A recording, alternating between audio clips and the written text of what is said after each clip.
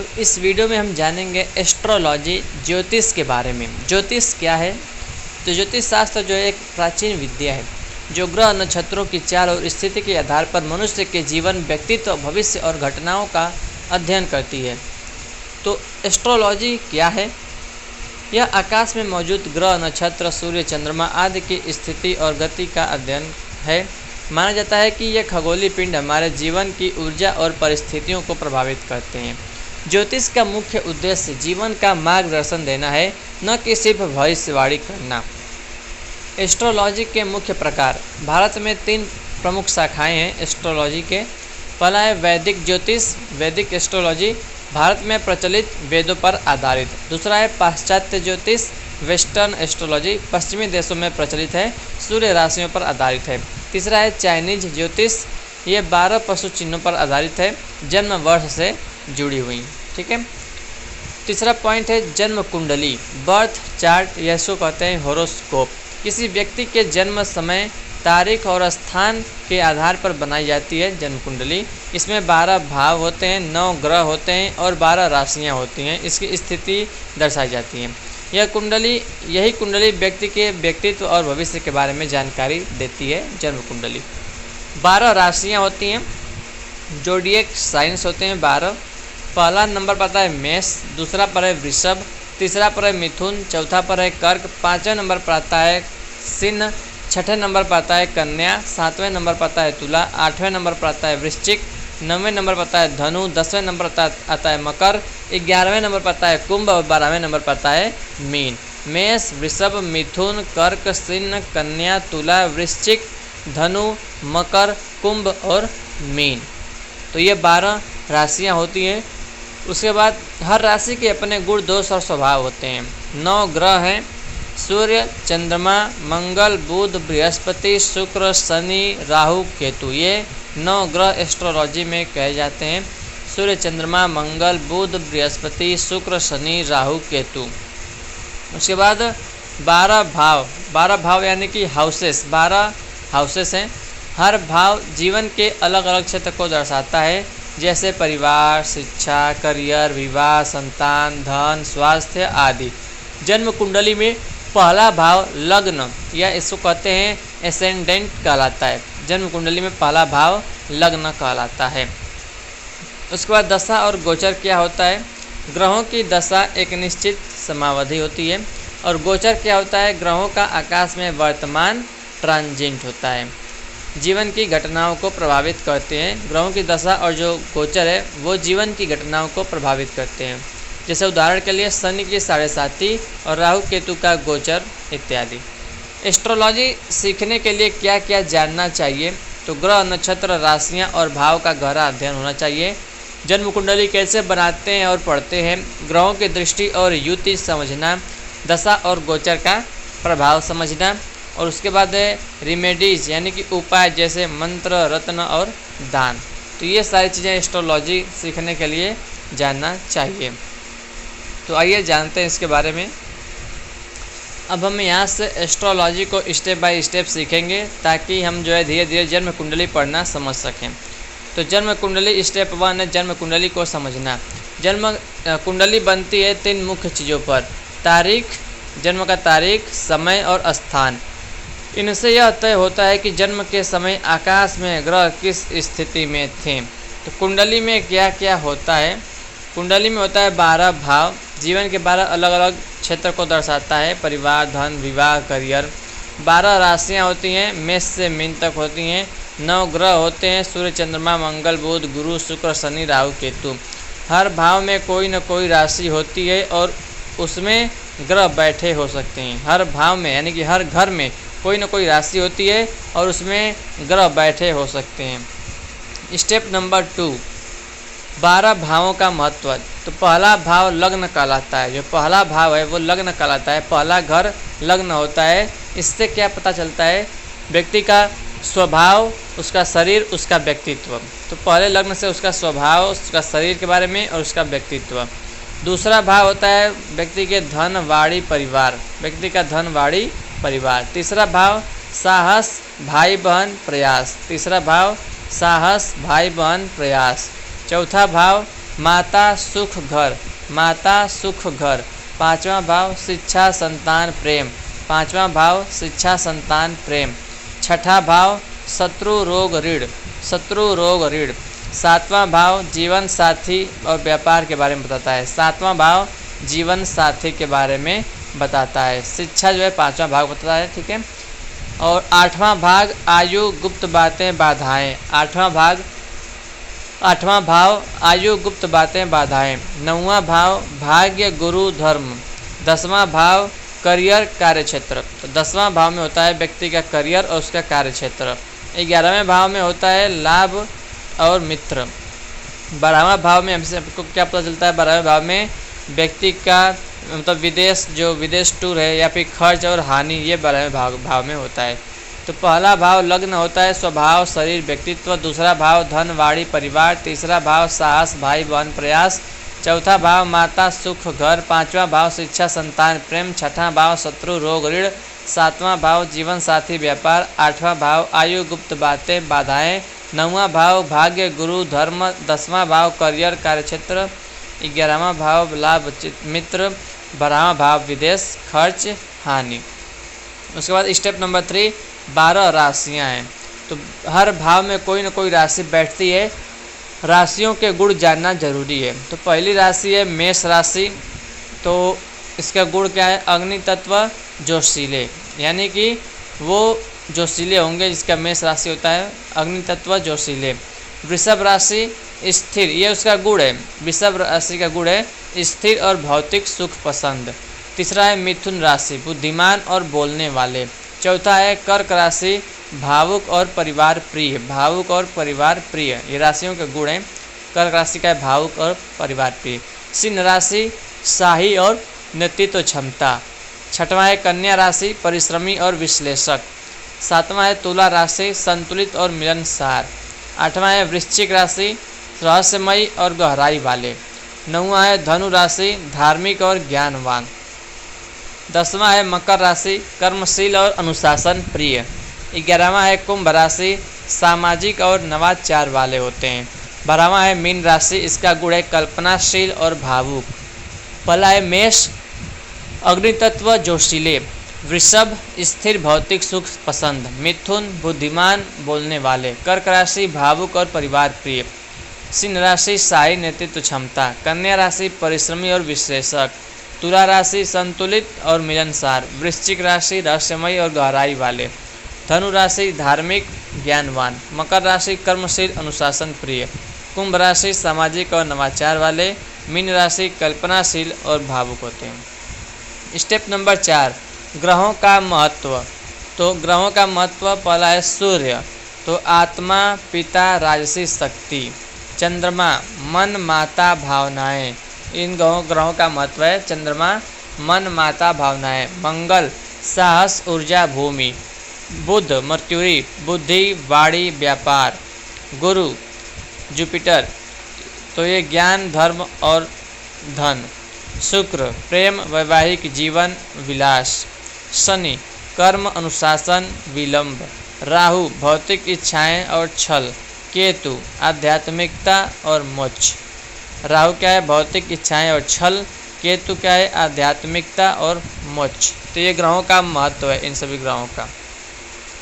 अब आगे हम क्या करेंगे, तो सबसे पहले हम जो है कुंडली में लग्न निकालना और उसका महत्व बताएंगे। लग्न सबसे ज़रूरी है क्योंकि यह बताता है कि आपकी कुंडली कहाँ से शुरू होती है। तो चलिए, तो पहले हम जानते हैं कि लग्न कैसे निकाले और पढ़े। तो चलिए यहाँ पे मैं करता हूँ हाँ।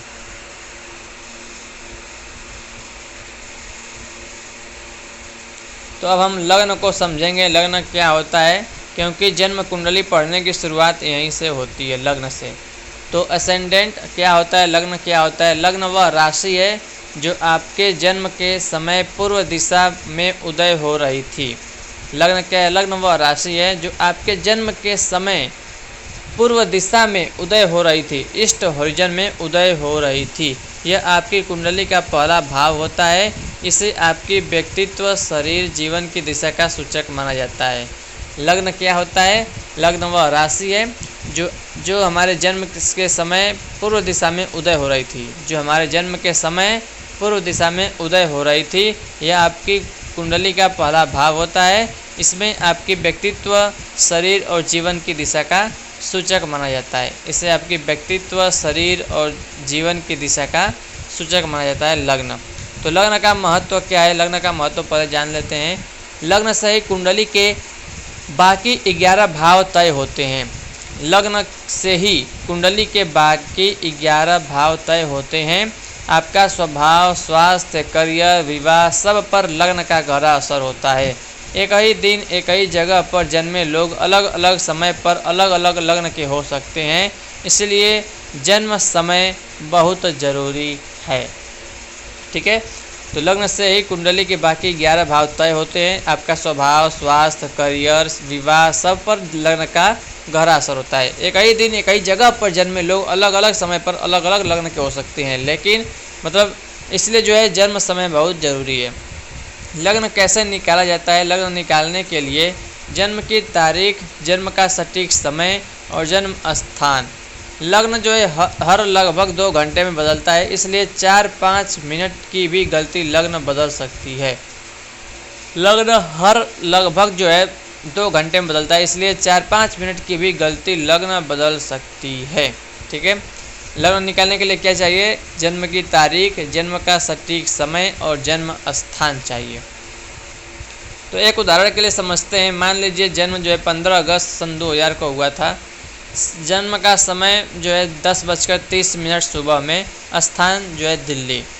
तो कुंडली सॉफ्टवेयर या पंडित जी की मदद से बनवाने पर मालूम होगा कि जन्म के समय कर्क राशि पूर्व दिशा में उदय हो रही थी। कर्क राशि जो है वो पूर्व दिशा में, यानी कि लग्न क्या होगा? वो कर्क राशि होगा। इसका मतलब कि यह व्यक्ति कर्क लग्न का है।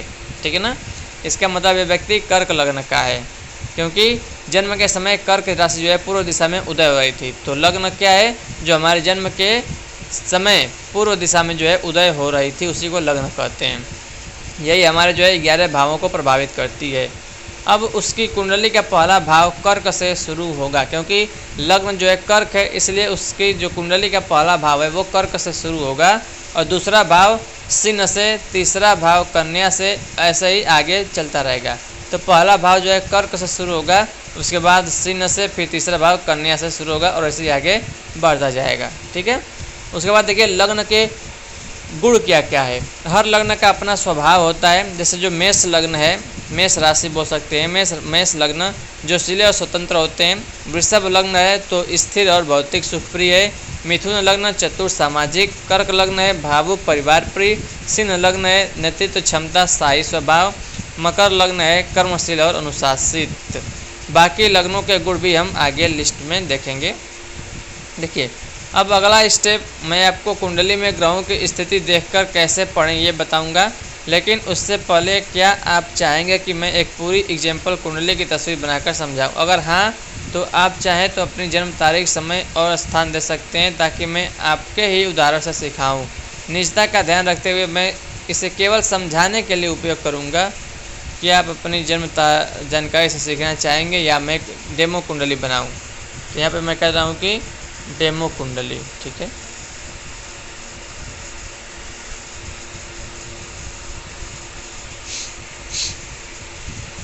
ठीक है, अब मैं आपको एक डेमो कुंडली बनाकर समझाऊंगा ताकि आप लोग अच्छे से समझ सकें। तो हमारी डेमो कुंडली का जन्म विवरण, जैसे 15 अगस्त सन 2000 10:30 दिल्ली।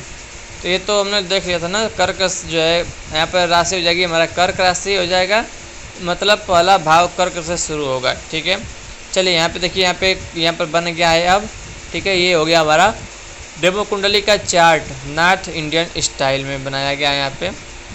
तो पहला जो है यहाँ से यहाँ पर देखिए जो है यहाँ पे जो है पहला मेष है, दूसरा वृषभ है, तीसरा मिथुन है, चौथा कर्क है, पाँचवा सिंह है, छठवां कन्या है, सातवां तुला है, आठवां वृश्चिक है, नौवां धनु है, 10वां मकर है, 11वां कुंभ है, 12वां मीन है।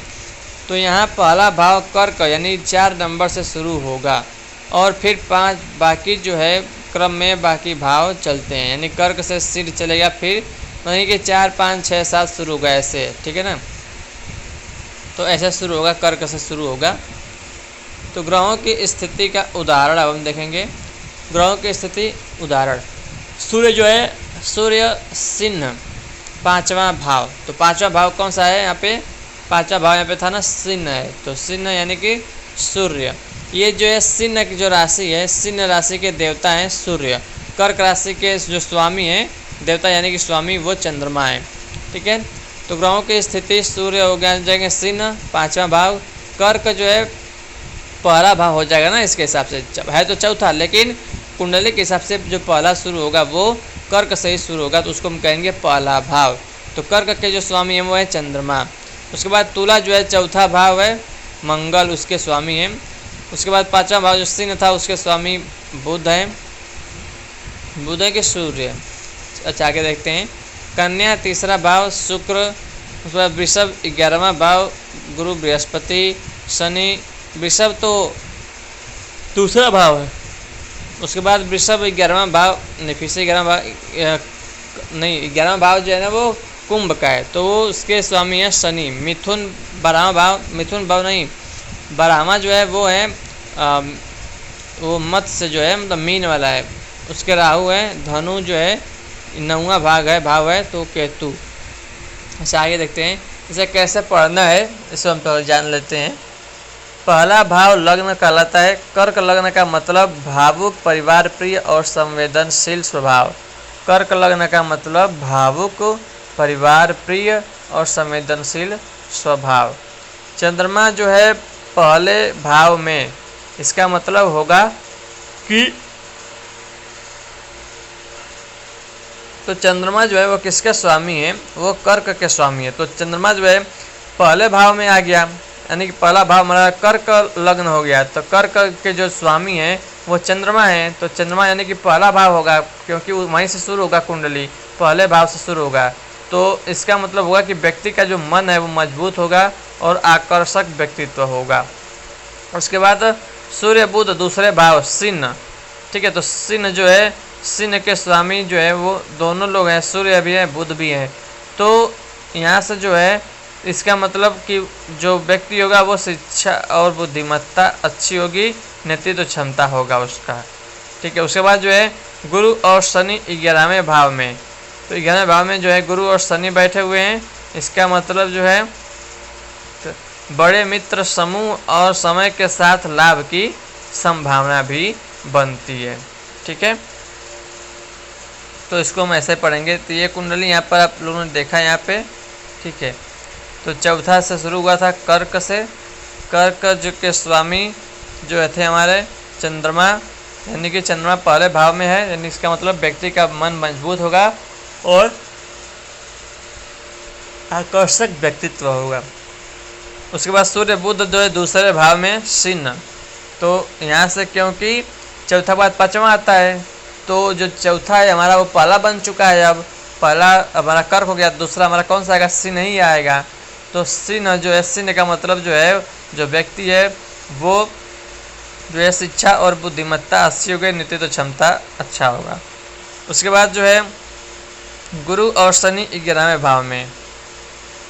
तो गुरु और शनि 11वें भाव में, तो बड़े मित्र समूह और समय के साथ लाभ की संभावना। अब आगे क्या सीखेंगे?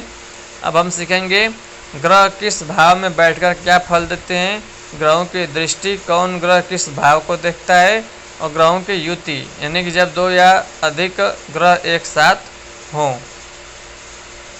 तो क्या आप चाहेंगे कि मैं आपको हर ग्रह के भाव के अनुसार प्रभाव समझाऊं, या पहले मैं आपको ग्रहों की दृष्टि एस्पेक्ट समझाऊं कि में किन किन भावों को प्रभावित करते हैं? तो पहले हम ग्रह के भाव अनुसार प्रभाव समझाएंगे। मैं कल यश लिख देता हूँ। चलिए,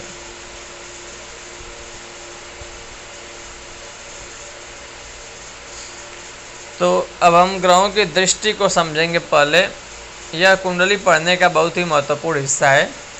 ग्रहों की दृष्टि, दृष्टि यानी कि एस्पेक्ट क्या है? जब कोई ग्रह अपनी स्थिति से किसी अन्य भाव या ग्रह को देखता है तो उसे दृष्टि कहते हैं। जब कोई ग्रह अपनी स्थिति से किसी अन्य घर को देखता है या किसी अन्य भाव को देखता है। जब कोई ग्रह अपनी स्थिति से किसी अन्य घर को, किसी अन्य भाव को या ग्रह को देखता है, यानी कि जब कोई ग्रह अपनी स्थिति से किसी अन्य ग्रह को देखता है तो उसे ही दृष्टि कहते हैं।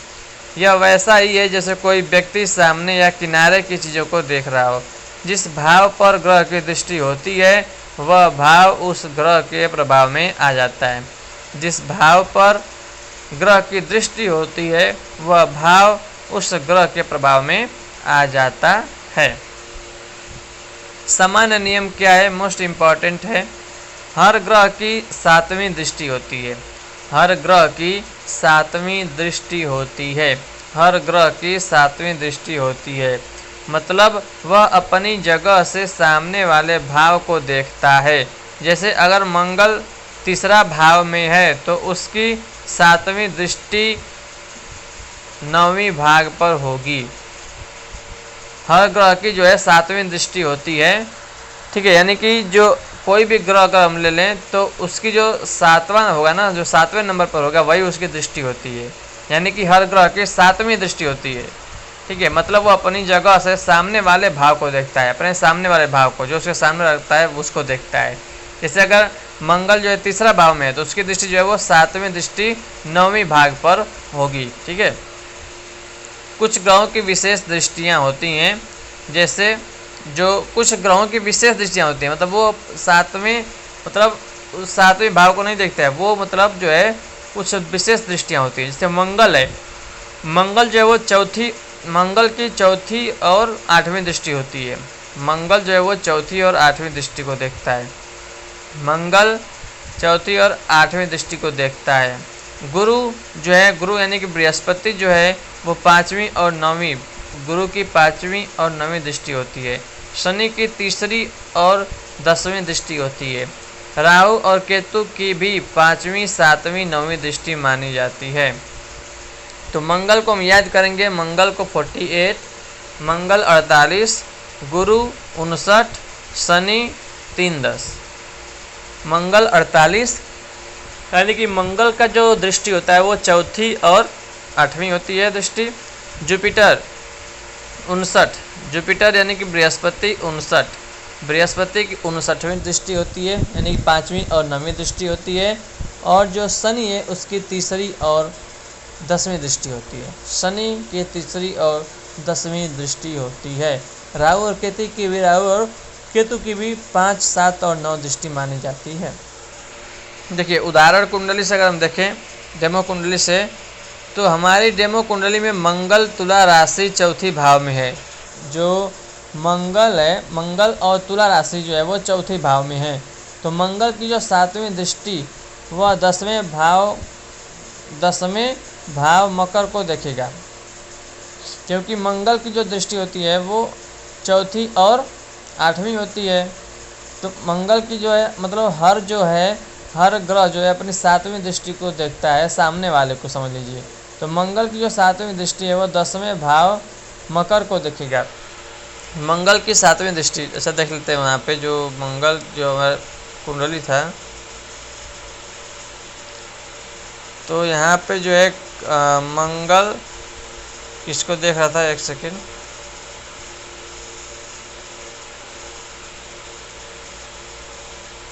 मंगल की 7वीं दृष्टि 10वें भाव मकर को।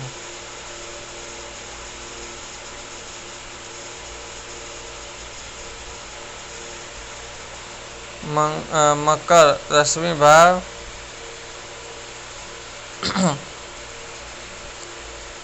तो 1, 2, 3, 4, 5, 6, तो कर्क से हम अगर 4 से शुरू करें तो राशि तो कर्क थी, तो कर्क से हम गिनेंगे अगर 7वीं दृष्टि, तो कर्क को भी काउंट करेंगे। कर्क 1, सिंह 2, कन्या 3, तुला 4, वृश्चिक 5, धनु 6, मकर 7। तो ये हो जाएगा 7वीं दृष्टि। जैसे उसके सामने तो हो जाएगा मकर दृष्टि, मकर को देखेगा। तो हर ग्रह की 7वीं दृष्टि होती है। तो मंगल के कुछ विशेष दृष्टियाँ होती हैं। मंगल का चौथी और 8वीं होती है, गुरु का 5वीं 9वीं होती है, शनि का तीसरी और 10वीं होती है। तो मंगल की 7वीं दृष्टि वह 10वें भाव मकर को देखेगा। मंगल की हर ग्रह की 7वीं दृष्टि तो होती ही होती है, लेकिन कुछ जो ग्रह हैं उनके कुछ विशेष दृष्टि भी होती है। यानी कि मंगल हर ग्रह तो 7वां जो है दृष्टि देखता ही है, लेकिन जो और है मंगल है, ठीक है, मंगल है, शनि है, राहु केतु हैं, ठीक है, मंगल गुरु भी है, शनि भी है, राहु केतु है, इन दोनों इनकी जो है विशेष दृष्टियाँ भी होती हैं। यानी कि वो 7वीं तो देखती हैं, और बाकी मंगल जो है 4थी और 8वीं को भी देखता है, गुरु जो है 5वीं और 9वीं दृष्टि को भी देखता है, शनि जो है 3री और 10वीं दृष्टि को भी देखता है, और राहु केतु भी जो है 5वां 7वें और 9वें दृष्टि को देखते हैं। ठीक है, तो यहाँ पे जो है मंगल की 7वीं दृष्टि वह 10वें भाव मकर को देखेगा। मंगल की जो 4थी दृष्टि है वह 7वें भाव तुला से जो है गिनते हुए उसको देखेगा, और जो मंगल की 8वीं दृष्टि है वह 11वें भाव वृषभ को देखेगा। ठीक है, तो मंगल की 4थी दृष्टि 7वीं जो है उसने देख लिया है किसको, मकर को, और 4थी जो है तुला से होते हुए। तो मंगल यानी कि कर्क से तुला होते हुए, यहाँ पे मैं देख लूँ, कर्क से तुला होते हुए, कर्क से यानी कि तुला होते हुए, हाँ ठीक है, तुला होते हुए, ठीक है,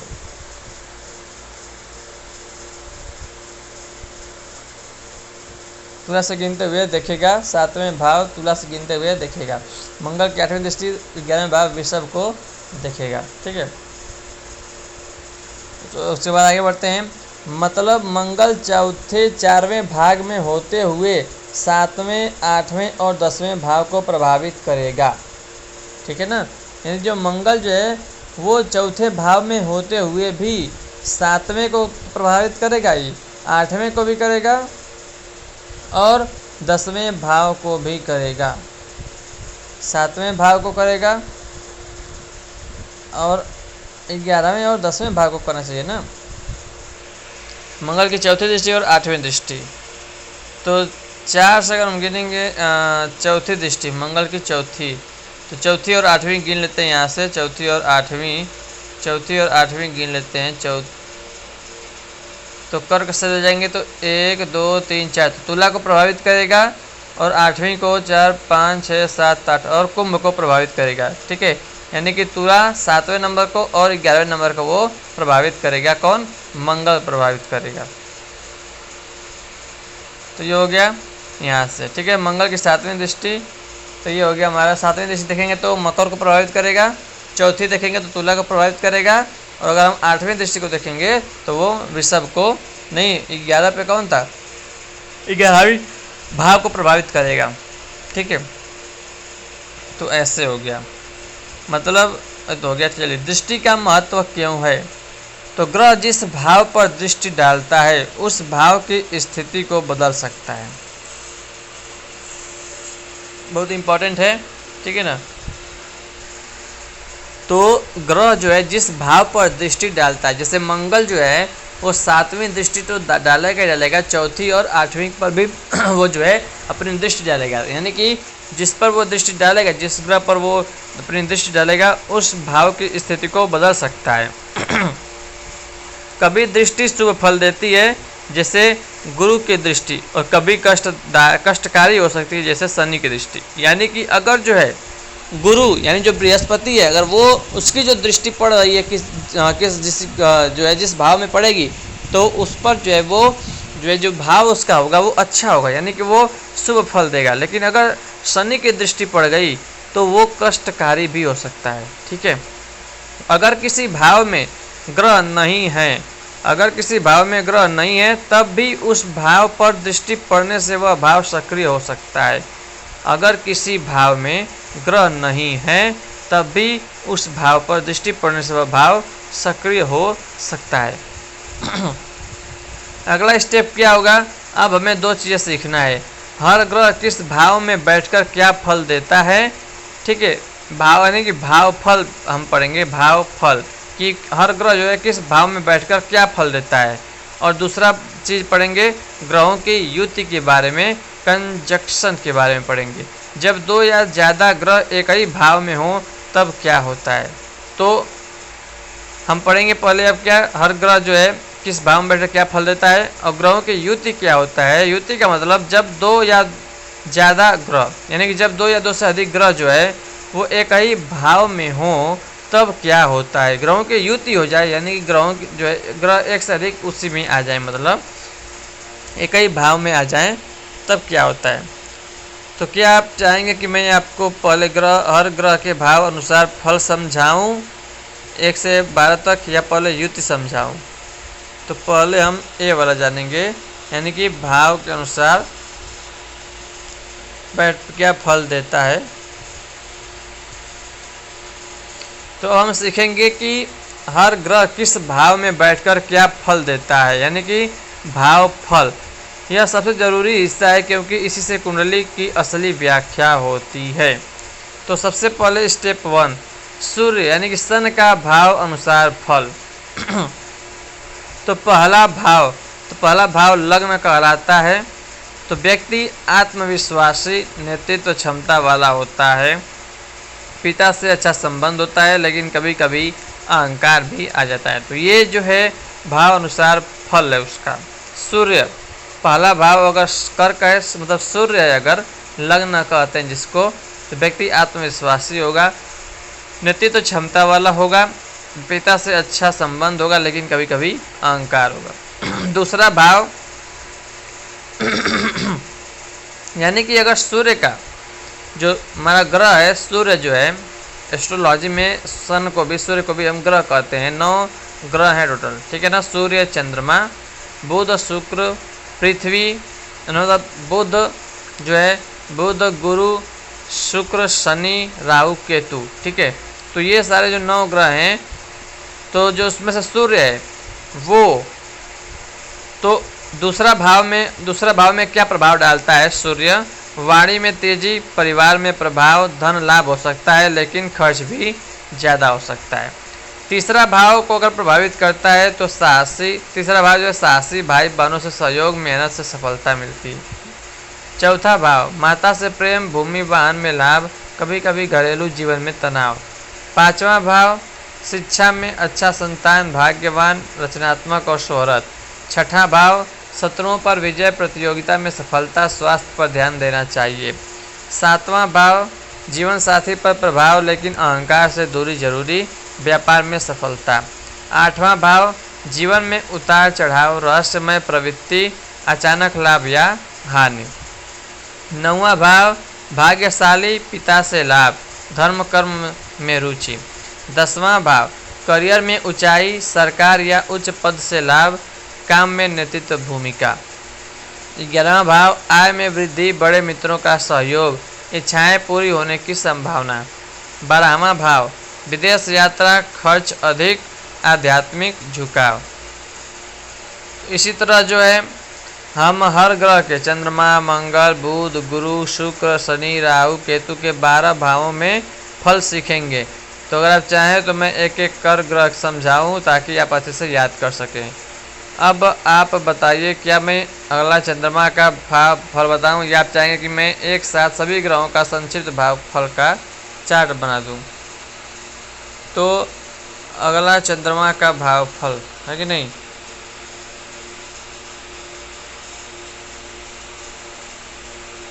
मून लेता हूँ, मून का। तो अब हम चंद्रमा का भाव अनुसार फल सीखेंगे। चंद्रमा भाव फल। चंद्रमा मन, भावनाएं, माता, घर, परिवार, सौंदर्य और मन की शांति का कारक है। यह तेजी से बदलता है, इसलिए इसका प्रभाव भी जीवन में उतार चढ़ाव ला सकता है। तो पहला भाव लग्न। व्यक्ति आकर्षक, शांत स्वभाव का और भावुक, मन चंचल हो सकता है, माता का स्नेह अधिक मिलेगा। दूसरा भाव मीठी वाणी, परिवार से लगाव, धन संचय की क्षमता, लेकिन खर्च भी कर सकता है। तीसरा भाव साहस और मेहनत से सफलता, भाई बहनों के साथ मधुर संबंध, यात्रा अधिक होंगी। चौथा भाव चंद्रमा का अपना घर, बहुत शुभ स्थान, माता का स्नेह, घर वाहन में सुख, मानसिक शांति और स्थिरता, परोपकारी स्वभाव। पांचवा भाव शिक्षा और रचनात्मक में अच्छा, प्रेम संबंध हो सकते हैं, संतान भाग्यशाली। छठा भाव मानसिक तनाव हो सकता है, स्वास्थ्य में उतार चढ़ाव, पर शत्रुओं से परेशानी। सातवां भाव जीवन साथी आकर्षक और भावुक, दाम्पत्य जीवन में उतार चढ़ाव संभव, पार्टनरशिप में सावधानी। 8वां भाव मानसिक बेचैनी, जीवन में अचानक घटनाएं, रहस्यप्रिय स्वभाव, स्वास्थ्य का ध्यान रखें। 9वां भाव भाग्यशाली, धर्म कर्म में रुचि, माता पिता सहयोग, विदेश यात्रा का योग। 10वां भाव करियर में सफलता, जनता से जुड़ा काम अच्छा, सरकारी नौकरी या उच्च पद की संभावना। 11वां भाव मित्रों का सहयोग, आय में वृद्धि, बड़े लोगों से संपर्क लाभदायक। 12वां भाव खर्च अधिक, विदेश में रह सकते हैं, आध्यात्मिक प्रवृत्ति पर मन में बेचैनी। तो अब तक क्या सीखा हमने? सूर्य का भावफल सीखा और चंद्रमा का भावफल सीखा। हम जो है अगला मंगल का समझेंगे।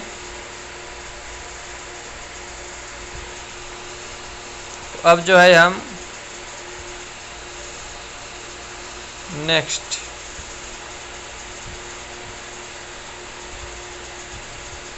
तो ये मंगल का जो है भाव फल है। तो मंगल जो है ऊर्जा, साहस, भूमि, भाई बहन, संपत्ति और प्रतियोगिता का कारक है। यह क्रोध, चोट, दुर्घटना या जल्दी निर्णय लेने की प्रवृत्ति भी देता है। तो पहला भाव लग्न है, साहसी, ऊर्जावान, नेतृत्व क्षमता वाला, गुस्सैल स्वभाव हो सकता है, अच्छे स्वास्थ्य वाला, खेल कूद में अच्छा होगा। तो ये जो है किसका है? मंगल का है। दूसरा भाव परिवार में वाद विवाद की संभावना, संपत्ति में लाभ लेकिन वाणी में कठोरता, धन संचय में उतार चढ़ाव। तीसरा भाव बहुत शुभ, साहसिक, मेहनती, भाई बहनों से सहयोग, यात्राओं से लाभ, प्रतियोगिता में विजय। चौथा भाव माता से संबंध में उतार चढ़ाव, घरवान के सुख में बाधाएं लेकिन संपत्ति में लाभ हो सकता है। 5वां भाव संतान के साथ तनाव संबंध, प्रेम संबंध में झगड़े, शिक्षा में रुकावटें आ सकती हैं। 6वां भाव बहुत शुभ, शत्रुओं पर विजय, रोग से मुक्ति, कानूनी मामलों में सफलता, नौकरी में तरक्की। 7वां भाव दाम्पत्य जीवन में तनाव या टकराव, जीवन साथी पर प्रभावशाली, विवाह में देरी संभव। 8वां भाव अचानक घटनाएं, चोट या दुर्घटना का योग, स्वास्थ्य पर असर, गुप्त विद्याओं में रुचि। 9वां भाव भाग्य में उतार चढ़ाव, पिता से मतभेद हो सकते हैं, यात्राएं अधिक। 10वां भाव शुभ, करियर में सफलता, ऊंचे पद की संभावना, सरकारी कामों में लाभ, मेहनत से प्रसिद्धि। 11वां भाव लाभ में वृद्धि, ऊर्जावान मित्र, संपत्ति में वृद्धि।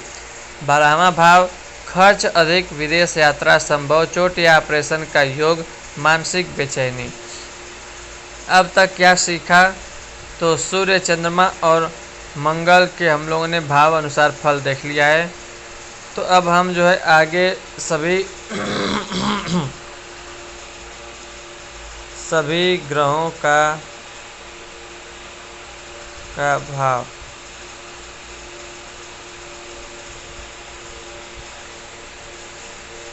भाव नहीं, हाँ ठीक है।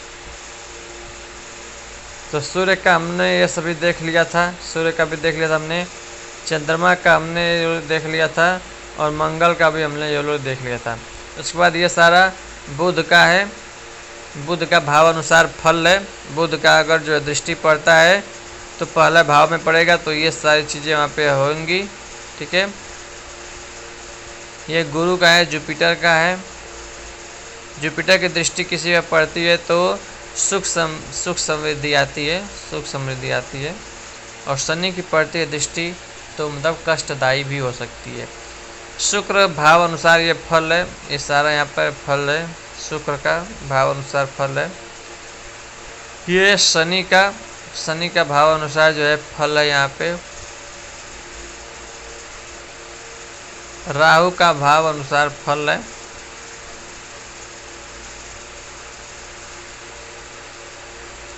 केतु का भाव अनुसार फल है। अब आगे क्या सीखेंगे? ग्रहों की युति के बारे में, यानी जब दो या दो से अधिक ग्रह जो है एक ही भाव में आ जाएं तो उसका क्या प्रभाव पड़ देते हैं वो। और दूसरा है दृष्टि का गहरा विश्लेषण करेंगे, कौन ग्रह किस भाव को देखकर परिणाम बदल देता है। और तीसरा दशा या महादशा देखेंगे, क्या होता है, जीवन के घटनाक्रम कैसे बदलते हैं। तो ये सारी चीज़ें हैं। तो हम आगे जो है ग्रहों की युति के बारे में समझेंगे, ठीक है। तो सबसे पहले हम जो है एक डेमो कुंडली में इन सारे भाव फल को जोड़कर रीडिंग सिखाएंगे। सबसे पहले हम देखेंगे, ठीक है। तो डेमो कुंडली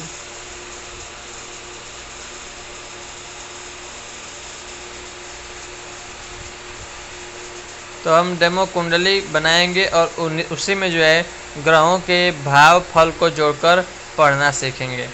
तो डेमो कुंडली मान लीजिए काल्पनिक कोई एक कुंडली ले लिया गया है।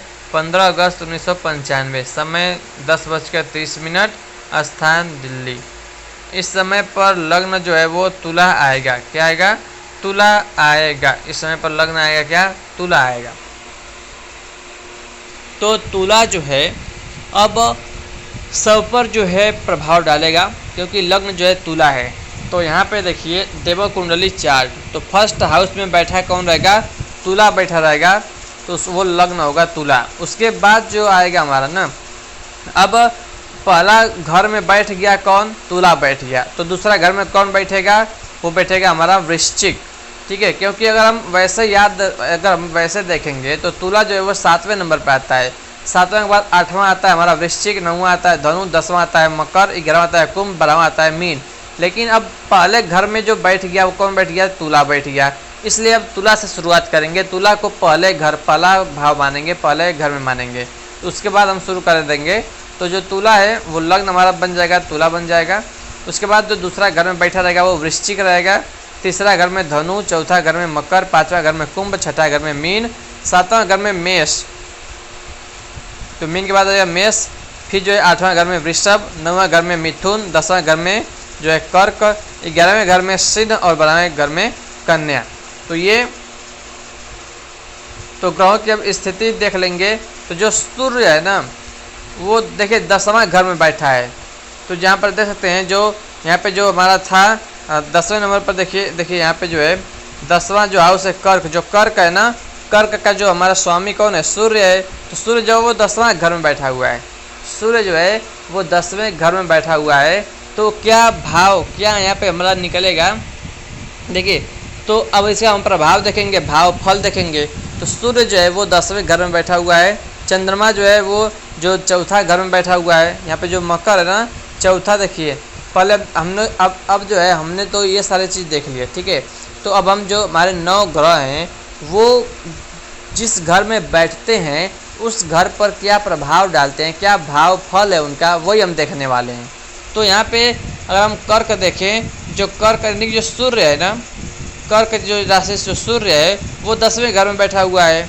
और यहाँ पे अगर हम देखेंगे उसके बाद जो चंद्रमा है, देखिए कर्क राशि जो है, कर्क जो है उसका जो स्वामी है वो सूर्य है, ये याद करना पड़ेगा। कर्क राशि के जो स्वामी है वो सूर्य है। मकर राशि के जो स्वामी है वो चंद्रमा है। मेष राशि के जो स्वामी है वो मंगल है। कर्क राशि के जो है कर्क राशि के स्वामी बुध भी हैं, ठीक है। तो कर्क जो है यहाँ पे हमारा जो है 10वें घर में कर्क बैठा हुआ है। और धनु के राशि जो है वो गुरु है जो स्वामी है। तुला जो है पहले घर में बैठा हुआ है, तो शुक्र उसके स्वामी है। उसके बाद 6ठवें घर में मीन है, तो स्वामी उसके शनि है। और 11वें घर में सिंह है, तो उसके जो स्वामी है राहु है। यानी कि हर एक ग्रह के जो हर ग्रह है, जैसे सूर्य है, सूर्य जो है वो 10वां घर में बैठा हुआ है, ठीक है। चंद्रमा चौथे घर में बैठा हुआ है। मंगल जो है 7वें घर में बैठा हुआ है मेष में। और 10वां जो बुध जो है वही 10वां घर में है कर्क। गुरु जो है गुरु तीसरे घर पर जो है प्रभाव डालेगा अपना धनु राशि। और शुक्र जो है वो पहले घर में जो है वो तुला है, पहला जो तुला है वो पहला जो है मतलब पहला घर हाउस है तुला का।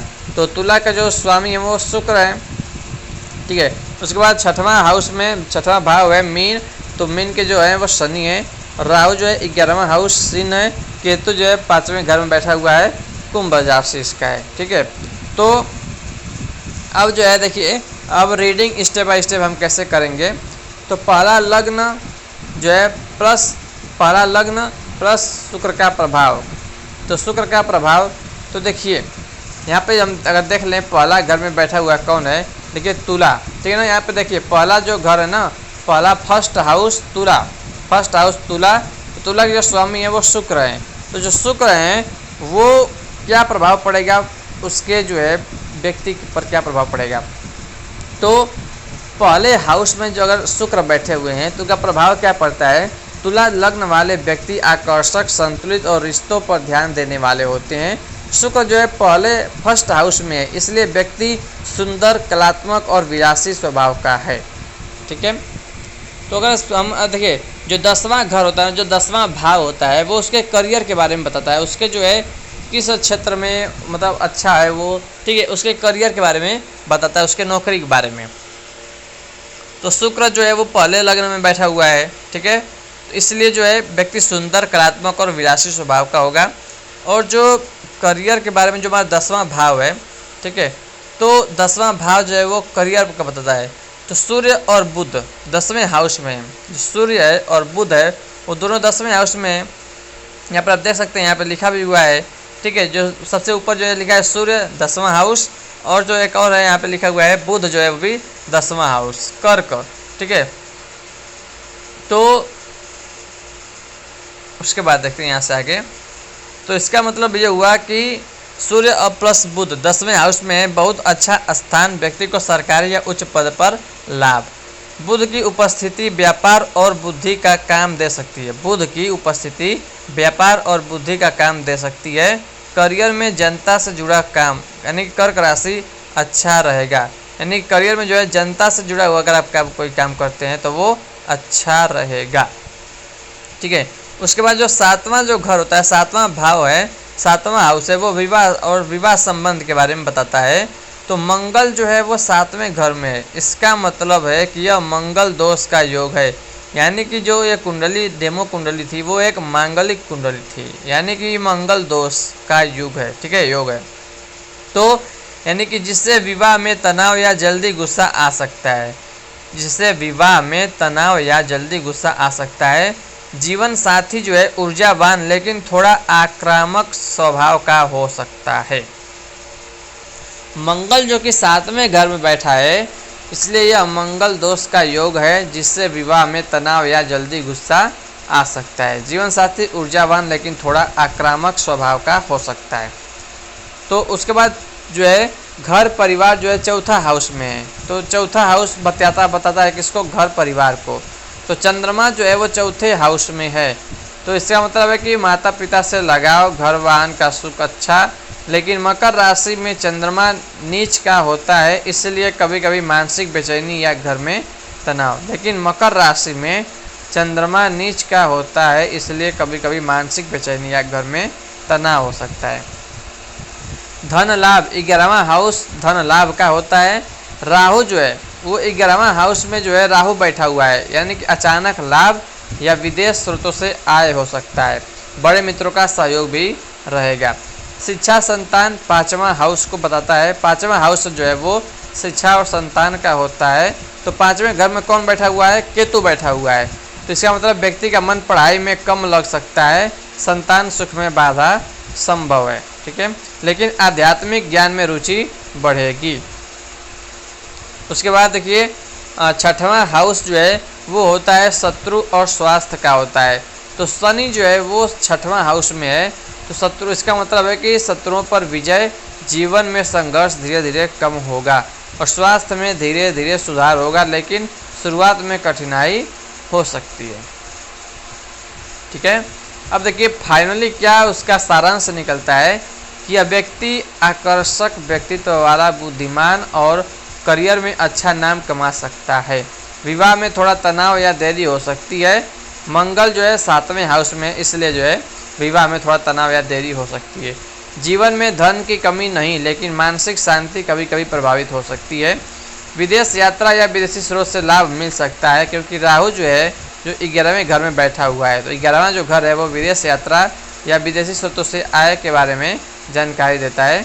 ठीक है, तो अब देखिए यहाँ तक तो हमने। अब बताइए क्या आप चाहेंगे कि मैं एक आपकी खुद की कुंडली बनाऊं आधार पर, तो क्या आप पहले कुंडली पढ़ना खुद सीखने के लिए और 2 डेमो एग्जाम्पल बनाना चाहेंगे? तो हाँ, पहले और जो है कुंडली पढ़ने के लिए जो है, चलिए यहाँ से हम यहाँ से जो है नेक्स्ट स्टेप करते हैं। Next next step.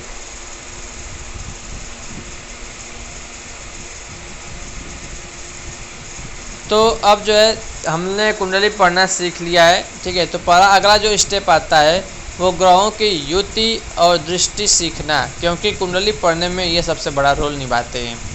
तो ग्रहों की युति क्या होती है, तो सबसे पहले हम जानेंगे कि युति क्या होती है। जब दो या अधिक ग्रह एक ही भाव यानी कि एक ही घर में होते हैं, समझ लीजिए, जब दो या अधिक ग्रह एक ही भाव में होते हैं तो उसे हम युति कहते हैं। जैसे कि सूर्य और बुध जो है वो 10वें हाउस में एक साथ हों तो बुध आदित्य योग बनता है। अगर सूर्य प्लस बुध जो है वो 10वें घर में हैं, यानी कि एक साथ आ गए हैं, दोनों ग्रह आ गए हैं, सूर्य और बुध भी, तो उसको हम क्या कहते हैं, बुध आदित्य योग कहते हैं। यानी कि देखिए सूर्य प्लस बुध, तो बुध का बुध रह गया और सूर्य का जो पर्यायवाची होता है आदित्य, वो उसको आदित्य हमने कर दिया, तो बुध आदित्य योग बनता है। ठीक है, तो ये तो हो गया, बुध आदित्य योग कहते हैं उसको। तो युति का असर कैसे देखें, युति का असर कैसे हम देखते हैं। सबसे पहले देखें कि कौन से ग्रह साथ बैठे हैं। पहले हम देखेंगे ना कि किस घर में जो है दो ग्रह साथ में बैठे हुए हैं, ठीक है। उसके बाद ग्रहों के गुण मिलेंगे, लेकिन कभी कभी टकराव भी हो सकते हैं। तो सबसे पहले देखें कौन से ग्रह साथ बैठे हैं, ग्रहों के गुण मिलेंगे लेकिन कभी कभी टकराव भी हो सकता है। जिस भाव में बैठे हैं वहाँ का असर सबसे ज़्यादा होगा। वो जिस भाव में बैठे हैं वहाँ का असर क्या होगा, सबसे ज़्यादा होगा। ठीक है, आगे बढ़ते हैं। कुछ देखिए, कुछ महत्वपूर्ण युतियाँ हैं, जैसे सूर्य प्लस बुध, तो इसको कहते हैं बुध आदित्य योग कहते हैं। इसमें जो इस व्यक्ति होता है तो बुद्धिमान और सरकारी लाभ वाला होता है। और अगर सूर्य प्लस राहु है तो इसको हम ग्रहण योग कहते हैं। सूर्य और राहु है तो इसको ग्रहण योग कहते हैं। तो इसमें व्यक्ति अहंकार और अचानक बाधा हो सकता है। चंद्रमा और गुरु है, चंद्रमा और गुरु इसको कहते हैं गज केसरी योग कहते हैं, गज केसरी योग कहते हैं। इसमें संपन्न और भाग्यशाली। उसके बाद है मंगल प्लस राहु, मंगल और राहु अगर बैठे हैं एक साथ तो ये इसको कहते हैं अंगारक योग कहते हैं। इसमें गुस्सा और दुर्घटना का योग बनता है। उसके बाद है शुक्र प्लस बुध, शुक्र प्लस बुध का अगर इसको हम क्या बोलते हैं, देखिए शुक्र प्लस बुध है कला व्यापार में सफलता। तो याद रखिएगा बस कि सूर्य प्लस बुध, सूर्य बुध का बोलते हैं बुध आदित्य योग, सूर्य राहु को बोलते हैं ग्रहण योग, चंद्रमा गुरु को बोलते हैं गज केसरी योग, चंद्रमा गुरु को बोलते हैं गज केसरी योग। मंगल और राहु को बोलते हैं अंगारक योग, मंगल और राहु को बोलते हैं अंगारक योग बोलते हैं। ठीक है, तो हमने युति तो जान लिया कि युति क्या होता है। तो अब हम पढ़ेंगे क्या, दृष्टि के बारे में, एस्पेक्ट्स के बारे में। दृष्टि क्या होता है, दृष्टि क्या होता है, प्रत्येक ग्रह कुंडली में कुछ भावों को देखता है, ये दृष्टि वाले भावों पर भी प्रभाव डालते हैं।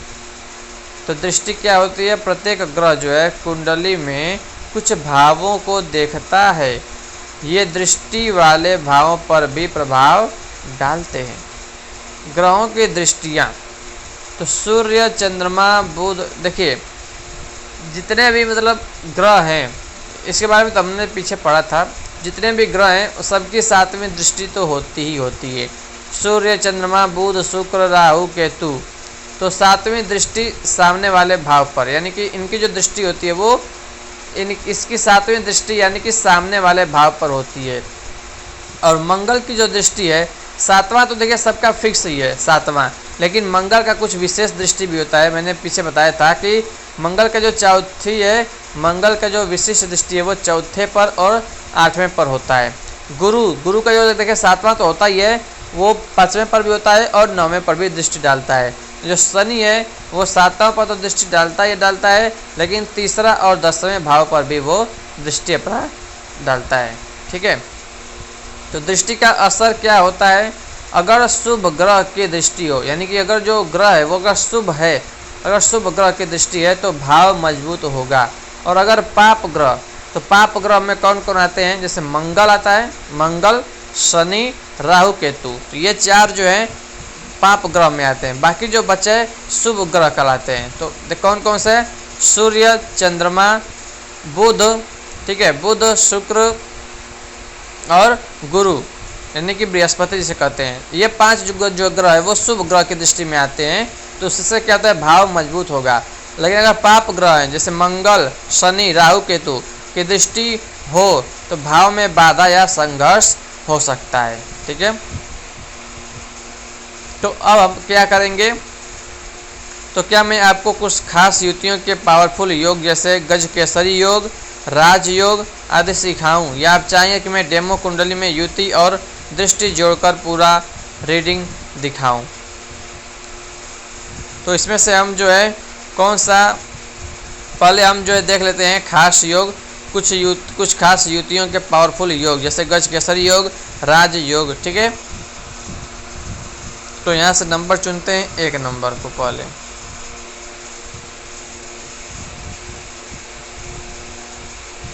तो अब हम शक्तिशाली योग सीखेंगे जो युति और दृष्टि से बनते हैं। ये योग कुंडली को खास बना देते हैं।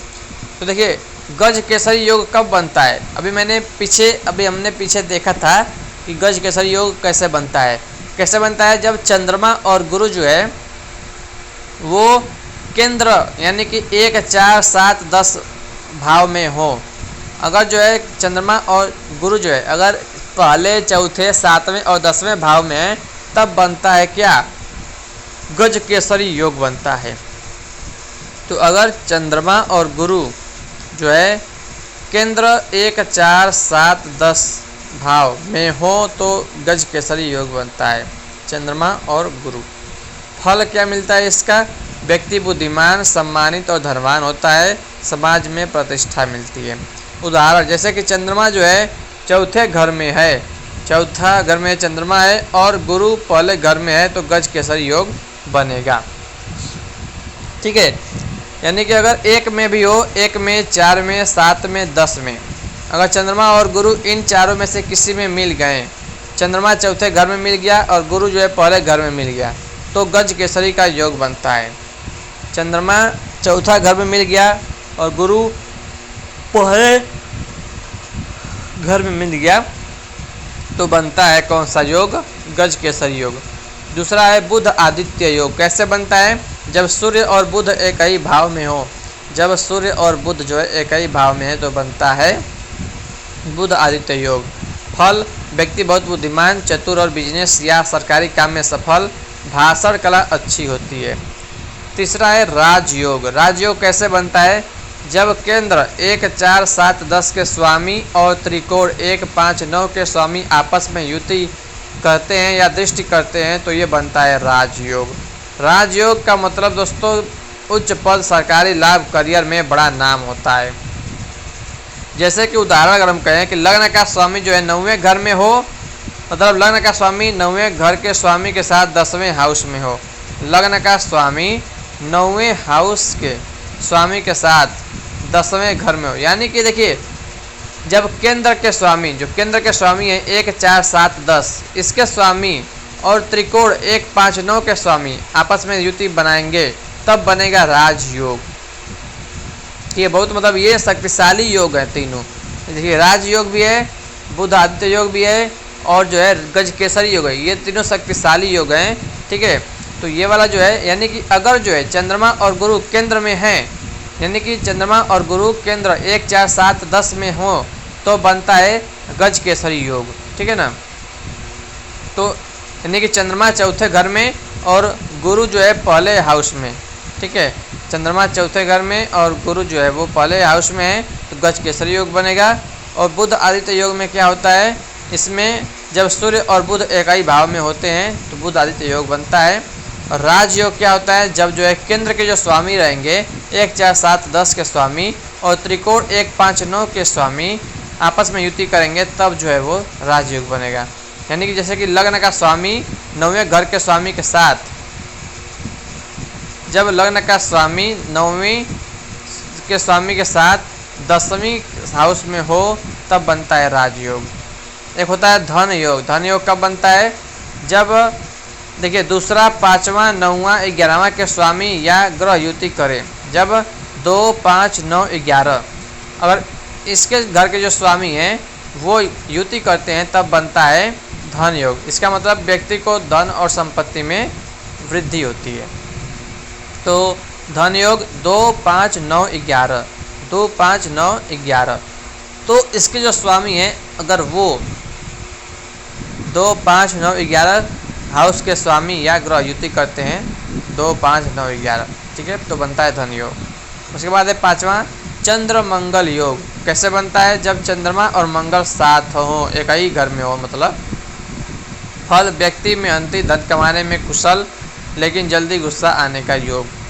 6वां है नीच भंग राज योग। कैसे बनता है? जब कोई ग्रह नीच राशि में हो लेकिन उसे किसी कारण से बल मिल जाए, जैसे उसका स्वामी केंद्र में हो, यानी कि कोई ग्रह अगर नीच राशि में है लेकिन किसी कारण से उसको बल मिल जाए, जैसे कि उसका स्वामी केंद्र में हो तो फल क्या मिलता है उसका? व्यक्ति कठिन परिस्थितियों से उठकर बहुत बड़ा बनता है। उसके बाद है पंच महापुरुष योग। प्रत्येक ग्रह मंगल, बुध, गुरु, शुक्र, शनि जब अपनी राशि में या उच्च राशि में केंद्र भाव 1, 4, 7, 10 में हो तो ये योग बनते हैं। मंगल अगर है तो रोचक योग, बुध है तो भद्र योग, गुरु है तो हंस योग, शुक्र है तो मालव्य योग, शनि है तो शश योग। फल क्या मिलता है? व्यक्ति शक्तिशाली, प्रसिद्ध, धनवान और प्रभावशाली होता है। ठीक। 8वां है अंगारक योग। कैसे बनता है? जब मंगल और राहु साथ हैं तो अंगारक योग बनता है। फल व्यक्ति में गुस्सा, दुर्घटना या अचानक घटनाएं अगर शुभ दृष्टि हो तो ये ऊर्जा को सही दिशा में ले जाता है। अब क्या सीखेंगे? क्या मैं डेमो कुंडली में इन सभी योगों को ढूंढकर पूरा रीडिंग करूं, या आप चाहेंगे कि मैं और भी खास योग जैसे चंद्र केतु, शनि राहु के प्रभाव और दोष जैसे काल सर्प दोष समझाऊं?